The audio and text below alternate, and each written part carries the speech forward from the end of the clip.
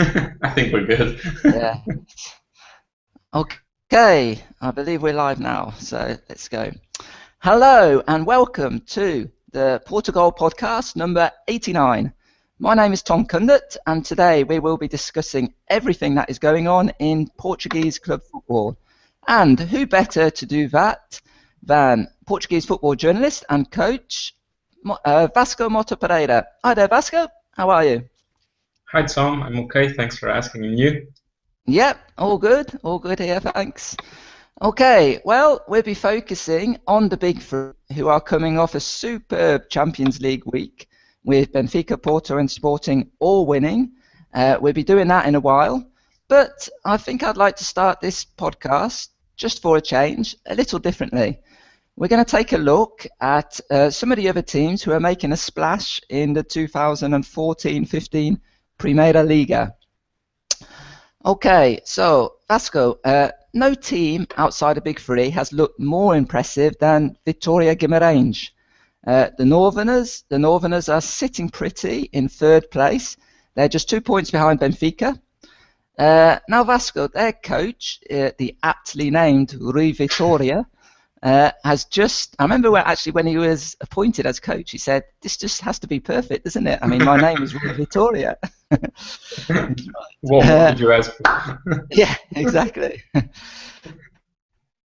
Well, he's been made manager at Guimarães. He's had severe financial restrictions, no money at all to speak of, and yet he continues to do a magnificent job. He, of course, led Vitória Guimarães to the Portuguese Cup triumph a couple of seasons ago. That's the first time they'd ever won the Portuguese Cup. And they've been up near the top of the league really throughout his time there. And as I say, at the moment they're third. They're looking very good. They're looking very strong. So, Vasco, how do you explain it? How do you explain the success? Well, I think that's the million-dollar question, I would say. Guimarães are a very, very peculiar club and institution. And they're able to rally from being demoted like few other clubs in Europe, but they're also capable of shooting themselves in the foot quite expertly. I think that on one hand, supporters have finally realized the club's limited financial reach. And I mentioned the supporters because they're a really important factor in all of this in Guimarães, as in the past they've had no problem whatsoever in turning up the heat on their own players and coaches after a few matches when things were not going what they perceived should be their way. But nowadays, supporters are much more forgiving of the odd bad result or display, and much more encouraging of young players coming through the ranks. And I think that's the other part of the equation is Guimarães are doing roughly the same thing as Sporting or vice versa. Due to the severe financial constraints that you mentioned, they've had to close the influx of expensive foreign players and turn to the good things they had all along, their academy and scouting network. If you couple that with a patient coach who is not afraid to bring new blood, even if some of the players are quite young, of bringing them into the team, it creates a positive, almost symbiotic atmosphere between club and supporters. However, I would just like to note that even though Rui Vitória should be praised for his work under the radar over the past few years, the most important trick is usually the ability to keep up with success, because it breeds higher expectations from everyone, including within the club. So 1 year is relatively easy to endure. One successful year or season, 2 years is a bit harder. So yeah, I'm still undecided on this one. Yeah, well, he's been there now for what, is it 3 years, and he's done pretty well at the moment. I think it's very interesting. Of course, there you touch on the fact that perhaps his biggest triumph, you could say, is his ability to bring up young players through the ranks. Mm-hmm. I mean, if we just have a look recently, of course, they've had some very good young players over the years, and then they've had to sell them. Players like Ricardo Pereira, who is doing very well for the Portugal under 21s. Went to Porto, hasn't had much of a look in there because of the tough competition, but I think he's a very high quality player. And players who we even forget a little about because they did so well at Guimarães, then didn't quite progress when they left, like Thiago Rodrigues, of course, who also went to Porto, and Balde, the striker, who went to Celtic. Of course, and Paulo Oliveira, of course, who the centre back who went to Sporting, and as well as, so he lost all those players and more. But then if we look at I was looking especially at the Guimarães against Sporting game when they were really so impressive. They were the strongest side from start to finish, and that side was really packed with, again, very, very talented young players. They've got the Ghanaian Mensah, centre back João Alfonso, who's plucked from the regional leagues, and he's just been a superb. Impressive in terms of Guimarães. Sorry for cutting you off. Is that no, just saying, and Hernani and Andre, of course. And so, do you think it's? You said that I suppose the acid test is if Rui Vitória can keep this success going. Do you think they could do, for example, what Braga did in the last decade or so, and really consistently finish in a top four, maybe? I think Europe. I'm not exactly sure, to be honest, because Braga had a financial stronghold in Antonio Salvador, which Guimarães don't have, and so I think because Guimarães, like you said, have had to sell their best players and will keep having to do so. There might be the odd year where they're very good and maybe the league is not as strong as it used to be and they end up in third or something. But it can happen. The other thing can happen as well. The exact opposite of the players that they bring in are not as good as the ones from the previous season. So I don't think they'll be able to be as stable in the long run, to be honest, as Braga, because I don't think there's the financial clout to revolve good players in and out, to be honest. Yeah. Okay, I'm thinking months and seasons.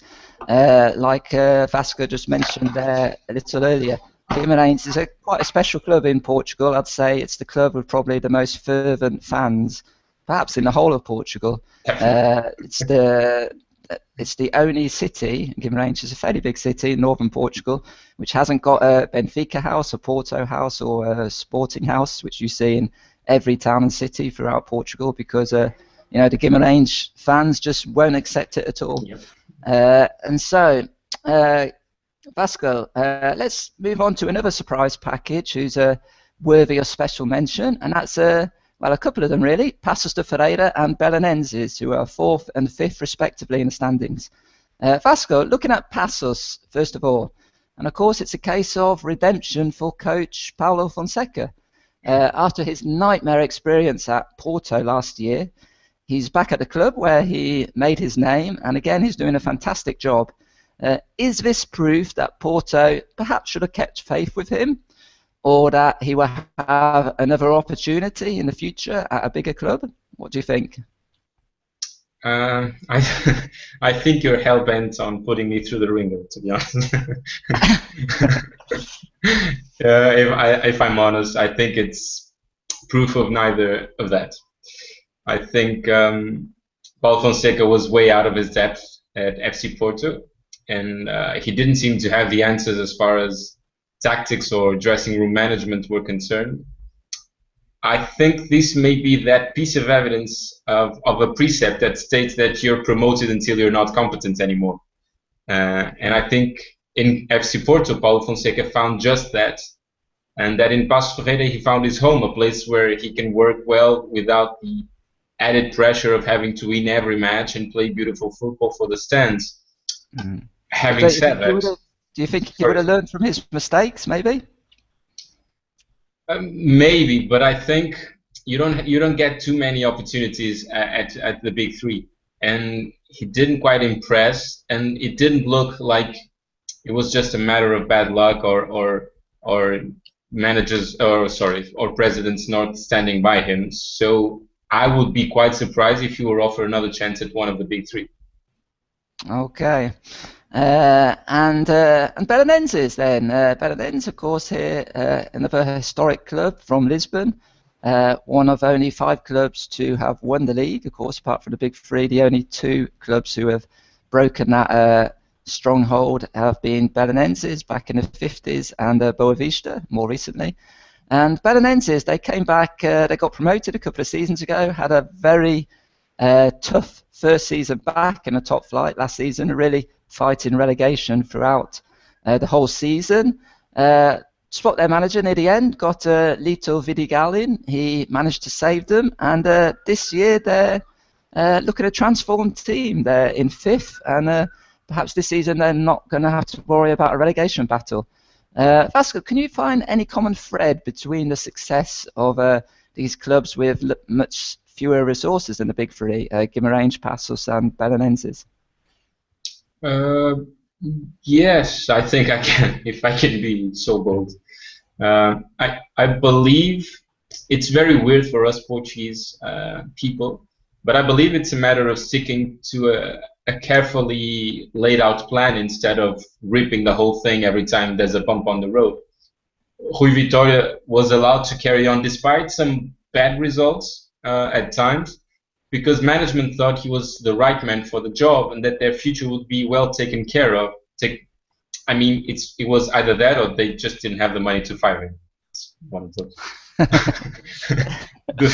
The same thing, I think, is happening at Belenenses and Passos, because they're keeping their faith with coaches and players and not committing any crazy acts of buying, hiring, firing just willy-nilly, but rather staying true to their course, even if it means struggling a bit in the short term, like, for instance, Belenenses last season. That vision, that ability to stick to the plan and not just rely your assessment on immediate results seems to me like the common thread here, and not unlike Benfica, for instance, on a different level, of course, but it's virtually the same thing, because even when results are slightly below what you were looking for, it doesn't mean that everything's a mess and everything's wrong and you should tear the whole thing apart and start afresh. So I think that's the common thread there, but that's just my opinion. Yeah, well, of course, Portugal, I'd say well, you can't really say it's only Portugal, it's kind of football culture, isn't it? It's a very short term, hire and fire, very results orientated. But yeah, I think I agree with you. There seems to be a little bit more patience nowadays at most clubs. I remember quite a few seasons over the recent years, after about 8 or 9 games or 10 games, which is where we are now. Sometimes you would have kind of half of the teams would have sacked their manager and yeah. going for the next one. That doesn't seem to be such a prevailing attitude nowadays. Yeah. Okay, so now let's move on to the big boys. And very good week, of course, for Portugal in Europe. And Porto already in the knockout stage of the Champions League with 2 games to spare. They've really had a superb campaign so far in Group H. After a little wobble in their season, the Dragons seem to be looking like a pretty formidable outfit. Vasco, the coach, Julian Lopetegui, he was criticised for his heavy rotation policy. He seems to have toned it down a little in recent weeks, picking a more settled side, and, coincidence or not, Porto's results have improved. Is that a bit too simplistic a reading, or do you think that's the 2 things are connected? I think that's a question that would take me hours to answer properly, especially around a coffee shop table or something, because I have almost 2 separate minds about it. Rationally, I think rotation should not be an issue. The case of Mourinho or even Jorge Jesus at some point immediately sprang to my mind, because if the coaching methods are good, I mean, drills and practices should be enough to get all players, or at least most players, in the same groove, especially when the overall level is so high, as is the case with FC Porto this season. On the other hand, my empirical side as coach, tells me that a more settled team, or at least a strong backbone, usually brings added stability and greater confidence to those involved, including the ones that rotate more often or play fewer matches. Mhm. On the other hand, last night aside, because I think it was an exception, I believe FC Porto's recent results still mask some frailties that have been exposed not so long ago, like for instance against Sporting for the Portuguese Cup. So I believe reading too much into results without considering the circumstances may sometimes be a bit misleading. So I'm not exactly convinced just yet.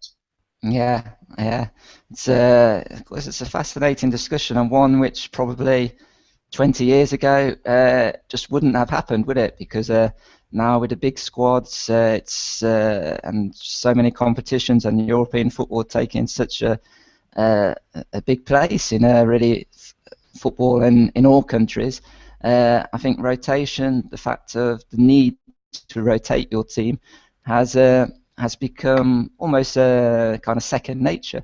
But like you said, it's very, very tricky to do it. Very good examples there. I remember Jose Mourinho, one thing when he was at Porto, his first time, I remember one thing which amazed me and which really told me that he was a special manager was that when he brought in those players who had played a very little part in the season, uh, they just played fantastically. Can you remember the striker, Jankowskis, I think his name was, the Lithuanian striker? It's a perfect example. I remember when he came on once or twice as a substitute, scored quite a few important goals, and I even remember the Lithuanian manager at the time saying he doesn't understand what Jose Mourinho has done to him because he can't even recognise that the striker is so good, and yet he just played a really small bit part in the season. So, but I think the trick there, or the secret, is, for instance, there used to be this policy in the Portuguese Cup with the coaches at the top three that you rotated everything, especially when you played against like third division teams or something like that. And right. you rotated the whole team, and suddenly there were 11 new players that just looking at each other, having no idea what to do or who the other centre back was or something. And with Mourinho, for instance, that never happened. There was always Deco and Alanichev, and suddenly instead of Costinha there was Thiago, or instead of Postiga there was Jankowski. There were 3 or 4 players tops, never the whole team. So there was a common strong backbone all over the team that accommodated everything and gave those players a sense of belonging, rather than just, I don't know, slicing and dicing everything almost at will. Yeah, yeah. Okay, well, it's going to be interesting to see, of course, how Porto and the Sporting and Benfica, of course, manage their teams throughout the season. Because if this week has anything to go by, hopefully they'll all still be in European competition after Christmas. So, talking of Sporting, they continue to be a bit of a schizophrenic team, in my opinion. I was at the Alvalade last night to see the Lions relaunch their Champions League campaign with an exhilarating 4-2 win over Schalke 04. Schalke 04. Excellent, really excellent display, very enjoyable night, great entertainment. But as has been the case throughout the season with Sporting, they look great going forward, but highly suspect at the back. Now, Vasco, you wrote in our recent Champions League halfway stage appraisal article on PortuGOAL.net that Sporting really could not aspire to go too far in competitions this season with the central defenders they have at their disposal. Are you sticking to that opinion? Actually, no. I'm escalating my opinion to absolute certainty. Even though, I mean, I know players alone, but I mean, individual players cannot bear all the responsibility because that's what the coach is there for. I believe Mauricio should not be playing for any team aspiring to progress in the Champions League. And even Sarr looks far too vulnerable. They seem to have huge difficulties at basic stuff like reading the game and understanding when to step up and when to stay back. And I find it very hard to understand because it was evident in past games that they played. So, and also their reliability with the ball at their feet. So, when you string all of that together, it looks like a recipe for disaster. For all the attacking power at his disposal, I think Marco Silva must strike a balance between the team's two faces because, like you put it so well, right now they look a bit schizophrenic, and any team able to make the most of transitions and Sporting centre backs poor positioning will punish the Lions in great measure, in my view, and I think it won't take long. Yeah, yeah. I was speaking with some sporting friends of mine recently, rather pessimistically, that yeah, it's a very exciting season in store for Sporting, but they really hope that Sporting finish third in their Champions League group, because if they finish second, then they're saying with our centre backs, it could get very ugly in the knockout rounds. Yeah. So let's wait and see. I thought Sarr yesterday, specifically the game yesterday, I was much more impressed with him. And I actually do think he has got the tools to possibly be a good centre-back, but of course very, very raw and very green at the moment. Yeah. I think that's the thing with the Champions League, is that you don't have that many chances to improve like progressively and slowly. You'll be punished by, I don't know, Diego Costa or Mandzukic, or it doesn't matter. It's really hard. Exactly. Okay, so let's move on to Benfica.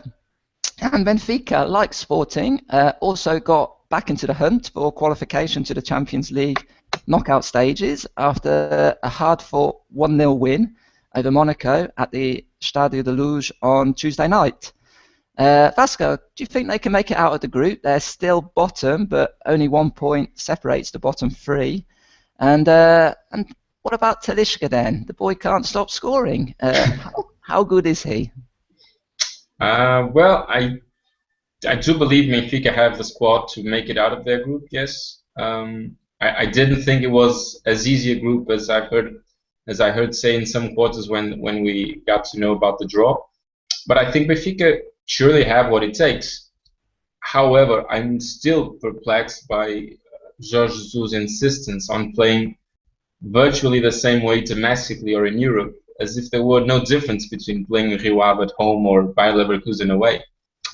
If the Eagles remain stubbornly set in their ways without any tactical flexibility, regardless of who they're facing, I believe the Europa League will once again be their destination, because in Portugal, ramming your opponents and leaving your defense a bit exposed is fine, because the difference in the players' individual abilities means that only 1 out of 10 or 20 chances will actually go in. In Europe, that number decreases dramatically.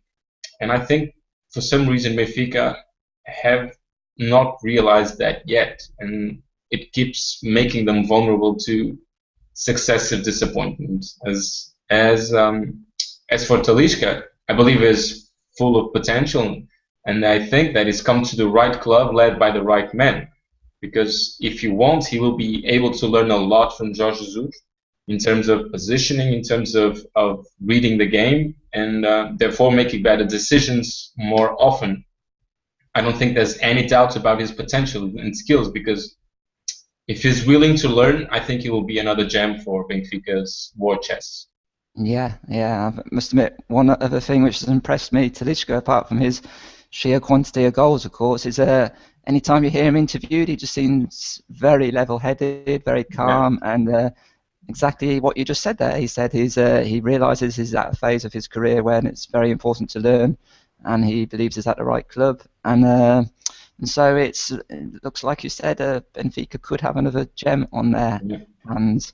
Like you said there, actually, it's very interesting that Jorge Jesus just can't help himself, can he? He's just such an attacking coach that I remember a couple of seasons ago, he seemed to have a kind of change of tack, especially in Europe. He seemed to be a little bit more cautious, and maybe instead of basically playing a 4-2-4, which he tends to go for most of the time, he bolstered the midfield a little bit, and and I think it did actually lead to some better results in Europe. But he seems to have kind of abandoned that idea, or personnel, to implement something similar. and it's just been a non-stop attack. But it really does leave the central midfield area very short, doesn't it? In my opinion, it does. I know there will be some people who disagree, and I know that's part of the Benfica way of the successive waves of attacking. I understand that, but at some point there has to be some realization that playing in the Champions League is not the same thing as playing against Vitória de Guimarães or Paços Ferreira. I mean, the stronger teams. It's not the same thing, and I understood when it was like the first year, the first 2 years I understood, but it's now the sixth season that Jorge Jesus is at Benfica. I find it harder to understand the insistence on doing the exact same thing against Europe's top teams, because I think it has proved that it doesn't work. Benfica might even get out of their group, but I still think they'll be knocked out and then on the next round. What's that definition of madness? Yeah. Doing the same thing, doing the same thing again and again and expecting a different result. Well, or is it definition of genius when you really believe what you're doing? And it would come right in the end. Yeah, maybe. Whatever. I think there's one thing which we can all agree on, is watching the football played by Jorge Jesus' sides is really a joy. You know, just if you like goals, if you like attacking football, he's your man. Okay, so Vasco, just to finish up with, I'd like you to have a little bit of a broader look at the bigger picture. Think about everything we've talked about today. And in your opinion, is the Primeira Liga a truly competitive league? Okay, we've talked about how good Guimarães, Belenenses and Passos, one or two other clubs are doing, and they've done very well, especially I think those clubs have competed well when they've met the big three. But of course, when you look at Spanish league, the English league, the Italian league, German league, Primeira Liga compare, in your opinion? I think that's one of the toughest questions to answer. If I'm honest, I would have to say no, because there's a huge gap between the three big ones, and particularly FC Porto and Benfica and the rest of the clubs. And I think that that gap is evident everywhere. I was listening to Manuel Machado, the national coach, last week or a couple of weeks ago. He was saying that except when their clubs are playing the big three, no one really cares. There's no newspaper coverage or TV or something. I mean, it's minimal, it's residual. And that gap extends to everything. I mean, to finance, to coverage, to the power that they have within the league, to the crowds. The crowds, and I think that's the thing, because Portugal, like we all know, has two main poles, which is Porto and Lisbon, and everything else is basically obliterated. And it's very hard to keep a competitive league where the teams from everywhere else just have like 500 people watching. There's no money coming in. There's no publicity coming in. There's no coverage. The money that they make from TV is crucial for them, but it's still incomparably too little when compared to Porto and Benfica. And right now, money plays a huge part in football, like we all know, not just in Portugal but everywhere. So if you look at it, you will see that Porto and Benfica, because of their participation in the Champions League, have managed to perpetuate the cycle of titles. It's either Porto or Benfica winning the league. It's hard to imagine any other team doing it. Braga almost did it, but it's just a one-off, because Porto and Benfica make a lot more money, so they can buy a lot better players. For instance, this year Porto has Adrian Telho. I don't know.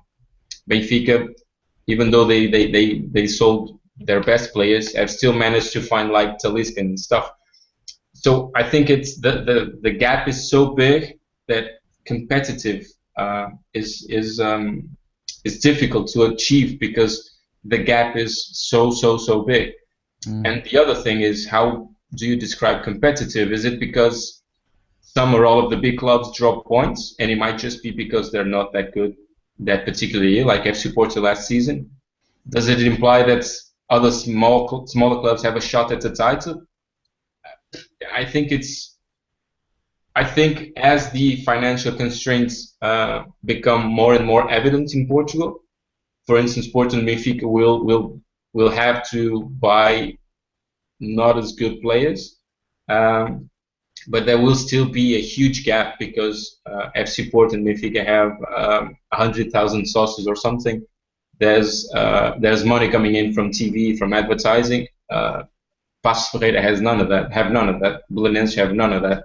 They will be able to have. They will be more likely to have some success if they stick to the plan, like we talked about. But in terms of competitiveness, I wouldn't say so because FC Porto and Benfica are still the ones strong enough to, if for instance Guimarães actually come third or something like that, Porto and Benfica will go there and buy half the team, Yeah. and suddenly Guimarães are in the middle of nowhere once again.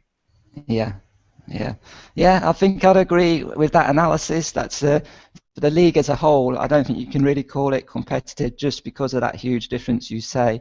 If people say that, look at Portugal's top teams, they're as good as other top teams in other leagues, perhaps, or they're not that far behind compared to, certainly not as far as behind as perhaps they should be if you compare the finances.